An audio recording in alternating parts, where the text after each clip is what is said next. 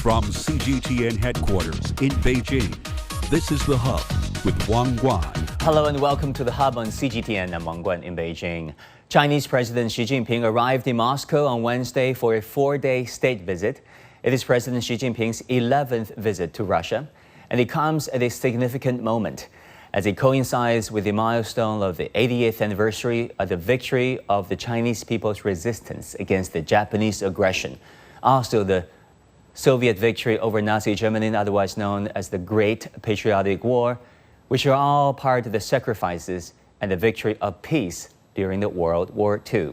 Now, in an article published on a major Russian newspaper titled "Learning from History to Build Together a Brighter Future," President Xi Jinping emphasized China's commitment to peace and underscored the pivotal role the stable China-Russia relationship plays in the current shifting global landscape. Now, as tensions rise across multiple fronts globally, what is the significance of President Xi's state visit to Moscow? And how can the stability of China-Russia ties serve as an anchor in a world facing escalating conflicts? Joining us to explore all these questions and more, we have in Moscow, Russia, Mark Sleboda, an international relations and security analyst. In Shanghai, China, we have Zhao Long, Deputy Director and Senior Fellow at the Institute of the International Strategic and Security Studies at the Shanghai Institutes for International Studies.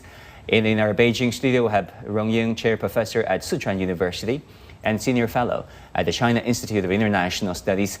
Gentlemen, welcome to the Hub. Professor Rong Ying, always great to have you with us. Thanks so much for making it today a very important visit, a back-to-back visit, back-to-back summit between President Xi and President Putin. Of course, we have the 80th anniversary of the victory of peace for World War II. A commemorative event coming up in the Red Square that is expected, and of course a summit between President Xi and Putin. What do you make of the significance of this visit? Yeah, indeed, I think this is a very significant sort of diplomatic event, and indeed, I think one of the most important head of state diplomacy of China.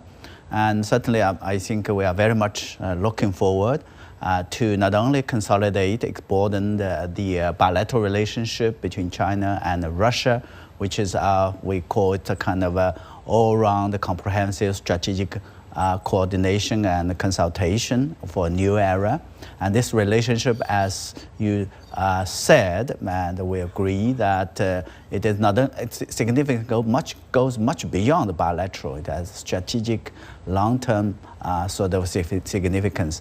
And also, I think since President Xi would attend the 80th anniversary marking the victory, the Soviet Union's great Patriotic War, and also, of course, Chinese people's war of resistance against Japanese aggression, and the world anti-fascist war. So, big event commemorating a big sort of occasion, and also meeting, I think, at the celebration, meeting other head of a state, government attending the meeting.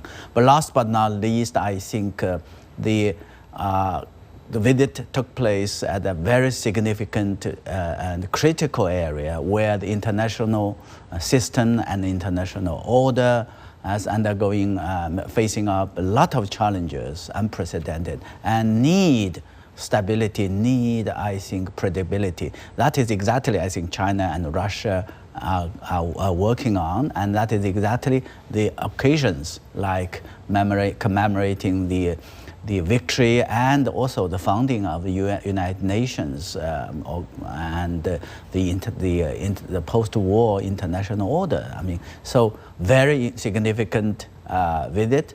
A lot of certainly symbolism, but more importantly also a lot of substance, particularly in terms of China and Russia relations. Yeah, the international world order is being tested and strained, to put it mildly. Mark, let me turn to you.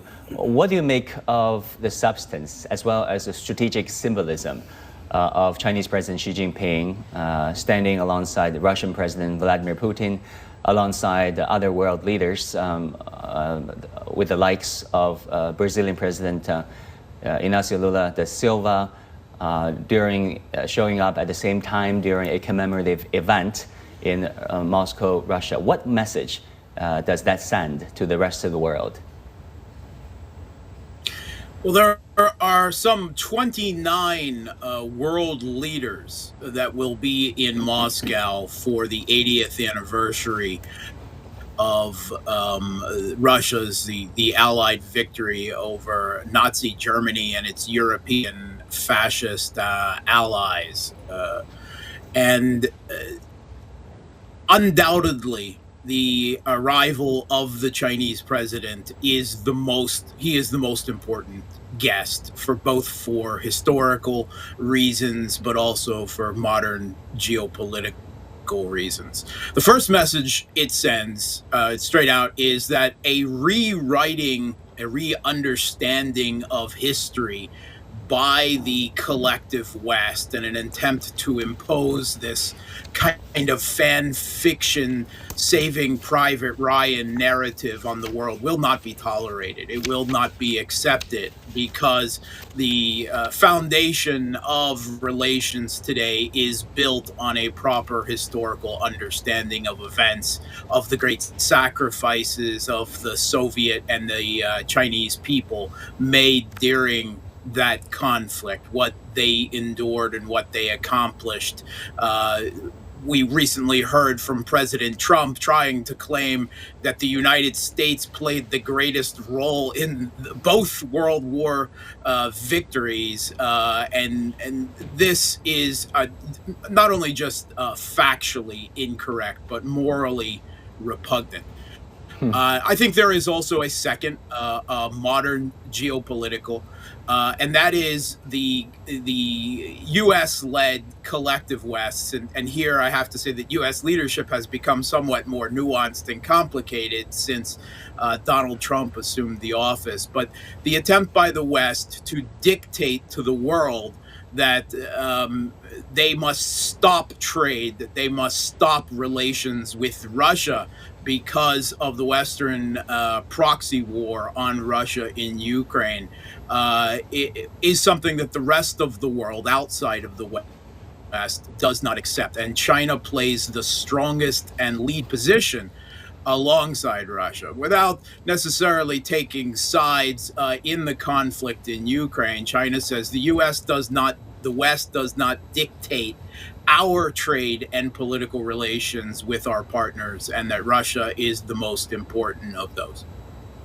Yeah, I mean, for many Americans, World War II is Pearl Harbor, it's Normandy landing, and for some, it's perhaps the Incheon landing in Korea. But hey, let's not forget the rape of Nanking, of the colonization of Manchuria, the great sacrifices, the Battle of Stalingrad, to say the least. I think that's also why President Xi Jinping published this brilliant article in Chinese and Russian on a major Russian news outlet, emphasizing the importance of having this, what he calls correct perspective on World War II history, and the importance of upholding fairness in building an equitable multilateral world going forward. Professor Zhao Long, what do you make of President Xi's emphasis on having this correct view on World War II history? Well, I think I do share the vision of my colleagues just mentioned, the historical background or dimension of this visit. I think China and Russia were, let's say, the two principal theaters of World War II, both in Asia and Europe. So our nation paid extraordinary cost to defeat fascism. So that's kind of a shared historical triumph, become the moral and political foundation of this, current post-war international order, and in funding of UN, for example, the UN charters and all those principles in the global governance. But I think beyond this historical significance, there is also contemporary strategic logic of this Russian-China engagement, because we are living in an era where the unilateralism is rising, resurging, power politics is back on the table, and geopolitical competition is intensifying. So in this context, I think China and Russia are clearly coordinating more closely to push back against so-called Western-dominated international system, and jointly to voice for more equal, multipolar world order and more inclusive model of globalization to reaffirm our commitment to secure so-called post-war order, war world order, or in particular post-Cold War world order. So I think this makes a great significance both from the historical background and also the contemporary logic. Yeah, well, great insights. Professor Rong Ying, President Xi, in this article published in a Russian newspaper, said that people should not forget that the Chinese people and the Russian people, the Soviets, paid great sacrifices as the key players in the Asia theater as well as the Europe theater, fighting Nazi Germany, fighting Japanese militarism and aggression. I'm reminded of the Oxford scholar by the name of Rana Mitter, who called Chinese and the Soviets the forgotten ally. What do you make of President Xi's emphasis on, people having to remember that part of history? I think first and foremost, it's just a historical fact. And both China and Russia, or the former Soviet Union, has paid sacrifice and contribution for the victory of that war against the fascism, against the militarism in Japan and others. And that is a fact. But unfortunately, I think we have seen that there are efforts to distort or deny that fact. So that's why I think President Xi in his article calling upon we have to pursue a kind of correct historical perspective. So that's the most important thing.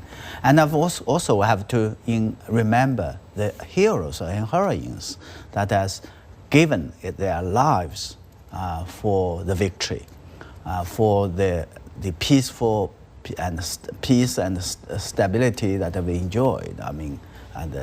80 years later. And for that, I think both, again, Chinese and the Russians and former Soviet people, Soviet Unions, their contribution, their sacrifice is so important. We're talking about, in our case, case of, I think, 35 million Chinese, both military and civilian. We're talking about 440 million Soviet Soviet Union. So we pay the greatest sacrifices in terms of human toll, exactly, than the West can possibly perceive. Exactly. So it's fair to say, and it's certainly an object.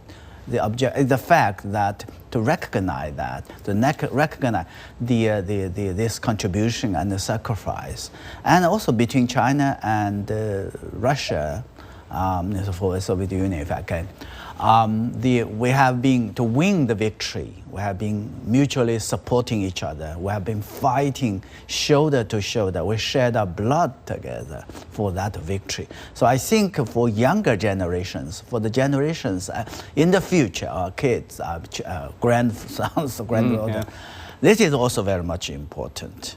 This is very much important. Last but not least, I think the post-war sort of international order that has been established in the wake of that victory, China and Russia and for the Soviet Union has played a very important role the first to sign the UN Charter, and also I think making the system work. That is also very much important. So history, not forgotten, certainly can be a mirror of the future. But the most important thing, the history should never be forgotten, and the sacrifice and the contributions made by, the people, China and Russia, should never be forgotten. I think. Yeah, the atrocities of history should never be repeated. Mark, when many of the kids growing up in America or in some other Western countries, when they were asked who liberated the Nazi concentration camps in Eastern Europe, in Poland, etc., they won't hesitate in saying that it's the American soldiers, but in fact, it's the Red Army of the Soviet Union. So what do you make of the fact that, of course, anti-communism took precedence over anti-fascism since 1945, and therefore China and Russia became this forgotten ally of the West, whereby, in fact, the Americans, the British, and the French fought alongside the Soviets and the Chinese during World War II. And now we're living in this fragmented world, divided largely by the communist sphere of influence versus the NATO-led West. At this point in time, what do you make of the commemorative event happening in Moscow at this juncture of history? Yeah, I've seen widely published polls, you can find them on social media, showing that in the immediate aftermath of World War II, the European peoples, I think, particularly highlighted was the French people, France having endured Nazi occupation for much of World War II, that the French people were asked which country contributed most to the defeat of Nazi Germany and the liberation of France. And at the time, it was something like 90% of the French people recognized that the Soviet Union did the lion's share of the work in that regard. And in the modern day, that number has fallen to the low teens. Showing how much of a distortion of history has occurred. And I think that the use of the term forgotten is misleading and entirely too passive in this sense, because there is a very active rewriting of history that includes a modern geopolitical demonization, first of the Soviet Union, continuing now with Russia, and we can also talk, of course, about China in the eastern side of the conflict, being demonized and thus, not forgotten, but excised from memory and actively rewritten into a more modern Western geopolitical interpretation of history. And that is important because it entails a continuing effort not only to raise themselves up, but that their own people forgot that that they were once allies. It's very Orwellian in the sense we were always at war with Eurasia. That is the Orwellian scope of the rewriting of history. And on such a significant day, why is 80 so important? Part of the reason it's so important is because there's so few living veterans of that conflict left, right? That we can still honor their sacrifice today. The next round number we hit, there may not be any left that can be celebrated in the living flesh. It will only then be memory, and that is why memory is so important right now.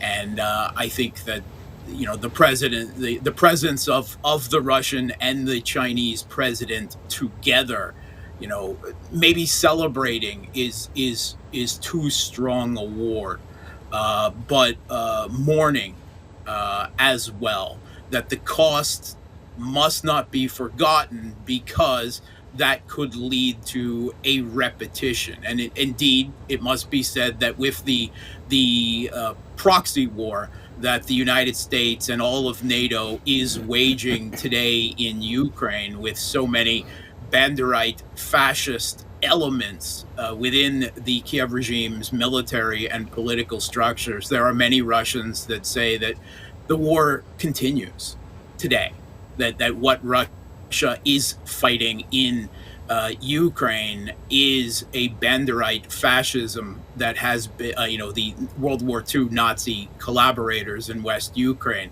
that has been nurtured and regrown by the West as part of a modern geopolitical expansion into the post-Soviet space.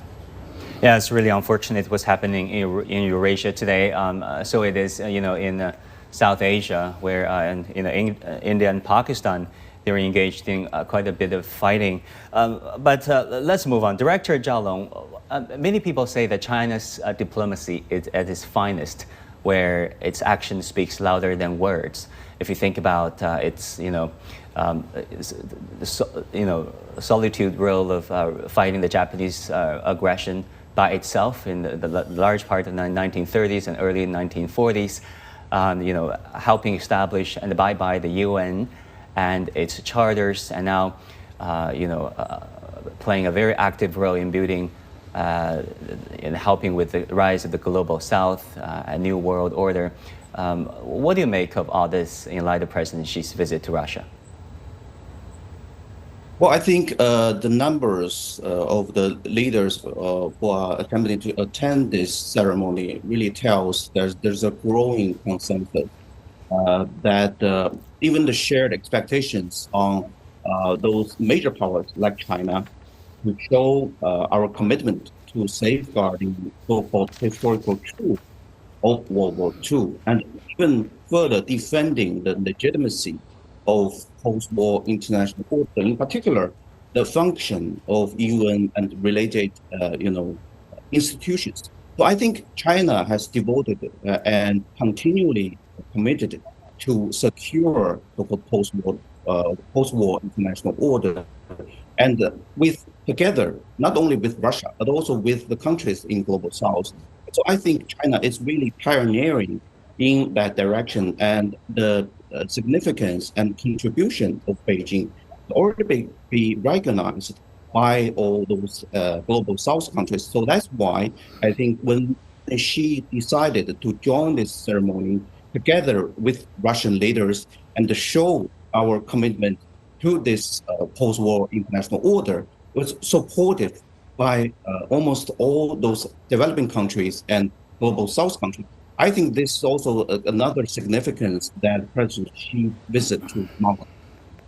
Yeah, we understand that many of the BRICS nations leaders will attend. Professor Rong Ying, on China-Russia relations, we have a very robust and increasingly significant trading relations. $200 billion trade volume reached the year before. What do you make of this summit in terms of advancing China-Russia relations? Yeah, this is again very much important in the context of what we have been talking about. The world we are living today is undergoing dramatic, unprecedented changes and transformation, and causing a lot of problems, challenges, raising the question that whether we are going to have the same or similar sort of a situation where 80 years ago and even more, the World War II broke. And that is largely, kind of a failure or the problem arising from state-to-state relationship. And also, I think the challenges arising from the common issues, or in today's sort of world, the global issues. And I think China and Russia, being close neighbors, has over the past decades sort of set up a kind of a example for major countries that as our neighbors to get along well, featuring a kind of non-confrontational, non-alliance, and not target at the third country. And in the meantime, not constrained by the third party. So this relationship has served as not only an example for major countries, new type of major country relation, but also provides a sense of stability and predictability, serving as a kind of strategic anchor for this fast changing and turbulent world. So we are expecting, definitely, President Xi during his state visit to be working closely with President Putin for further deepening and expanding that relationship, particularly based on the deep-rooted strategic trust to working on practical cooperations, which I think we have again see growing very fast. And but of course there are still a lot of room and scope for cooperation. Trade, as you have said, saying that has been growing very fast and exponentially, and investment to energy has always been. And the most important, equally important is people-to-people interactions. And so we're going to see more substantial and closer relationship that between the two sides, China and Russia relationship, setting an example, indeed, a new type of state-to-state relationship, major country relationship, a new era. So much is said about China-Russia relations. Many in the West claim that this is a authoritarian axis. Mark, do you think China-Russia relations is oftentimes misinterpreted and misunderstood? No, probably not. I think it's understood very well. At least in recent years. In the past decade, there has been a kind of a continual, it won't last attitude, not only among Western political elite, but among many Western academics in the field of international relations, that, the simmering tensions between Russia and China lie under the surface and they'll break out, and we don't need to worry about the Russian-Chinese, tacit alliance, let's be honest. Well, that they have all been proven extremely wrong for an extremely long period of time. The Russian-Chinese bilateral relationship is the single most stable, predictable, and important relationship in modern international relations. Single most, bar none. We see recently how just the shift from one president to another in the United States has shook transatlantic relationships between the U.S. and European leaders. In what in the last decades has been regarded as the signature bilateral relationships. Now, today the foundation, and it must be said, the foundation block of a multipolar world moving forward, first and foremost, will be built on the Russian-Chinese bilateral relationship. We can talk about other nexuses than the Russian and Chinese relationships with Iran, Russian relationship with India, and so forth. But it is the Russian-Chinese relationship that builds the bedrock foundation for moving on in that regard. And I think that the Russian and Chinese presidents both take a very long-term perspective in that regard and showcase that unity and goodwill together. While the rhetoric is the Russian-Chinese relationship, and its institutional expression in BRICS and the Shanghai Cooperation Organization and other countries isn't targeted against any third parties, right? Isn't interested in geopolitics. But from a strictly offensive sense, that's true. But when you consider that the U.S.-led collective West is bent on global hegemony and the pursuit of global military primacy, any resistance, any alternative structures being built, any relationships that exist outside of the scope of that hegemony are considered a threat to that hegemony. And that is the way the West views the Russian-Chinese relationship, and they should be alarmed and scared, because it is a resistance and a threat to their hegemony. Mark, thanks so much for your insight. Professor Rong Ying and Professor Zhao Long, thanks so much for joining us, gentlemen. And that will do it for this edition of The Hub on CGTN. Thank you so much for tuning in. Our news coverage continues on CGTN. Bye and take care.